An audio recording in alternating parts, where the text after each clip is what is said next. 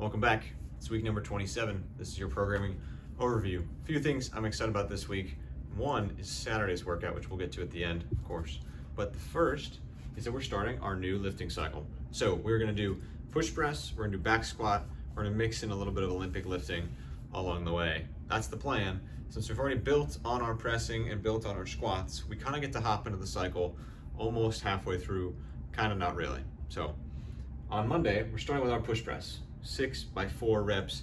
As always, if you remember our last push press cycle, I really pushed this in that the push press is not something we are struggling for this last little press right here, at least not in the beginning of our cycle, right?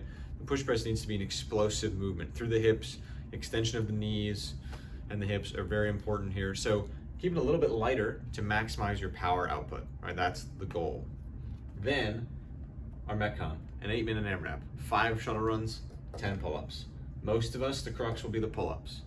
I think most of us will be okay for the first 3 rounds.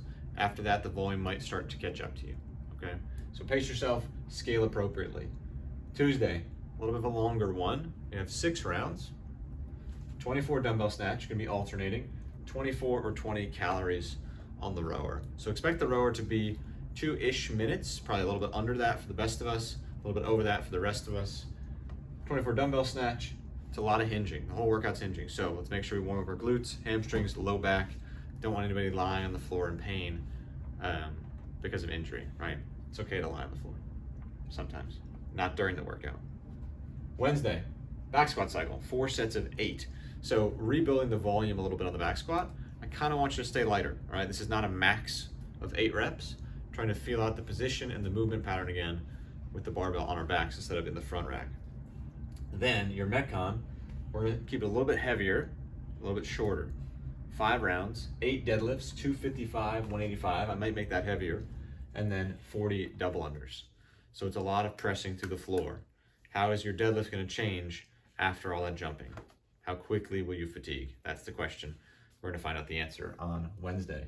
Thursday is a partner workout that I got from some of the guys who did open gym. It's a fun one, it looked fun. I didn't do it yet. I changed it maybe a little bit. With your partner, you're gonna break it up however you want. You start with 100 calories on the assault bike, then you do 50 box step overs. You're gonna have 2 kettlebells. Guys have the 44s, ladies have the 26s. You can hold them however you want. In the middle piece, you've got 25 kettlebell thrusters with those same kettlebells. And then you go back down. So we change it a little bit. The numbers stay the same, 50 and 100. The calories stay the same, but the 50 changes. We're not stepping over the box anymore. We're gonna do 50 burpees over the box instead of step overs. It's gonna be good.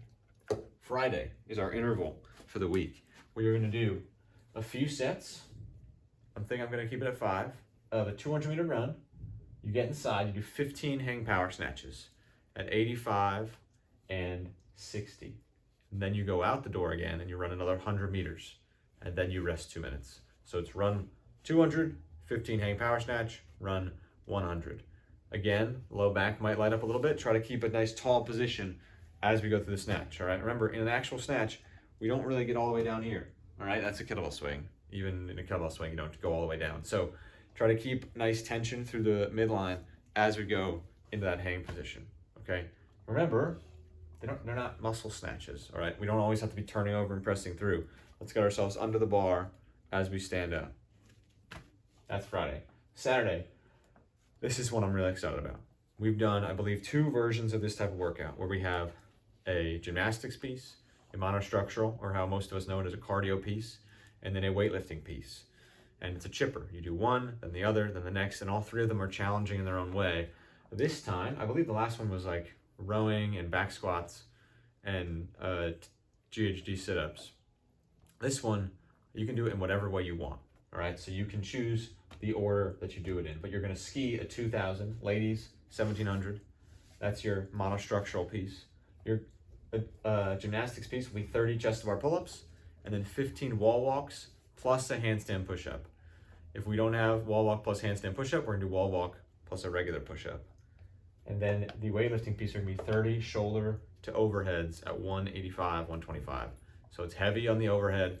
We're pressing in all 3 of the movements, so be aware which one of these can I press under fatigue the best.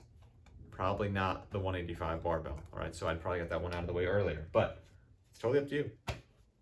Completely up to you. I'm excited to see how that one goes. But should be another good week. Down here, I don't know if you can see it on the screen, hopefully. I'm tossing around the idea of doing a little warm-up games throughout the summer. If you think that's a good idea, maybe say something. If you think it's a bad idea, maybe also say something, because I think I'm leaning towards putting it in there maybe just one day a week. All right? That's all I got. See you guys in the gym.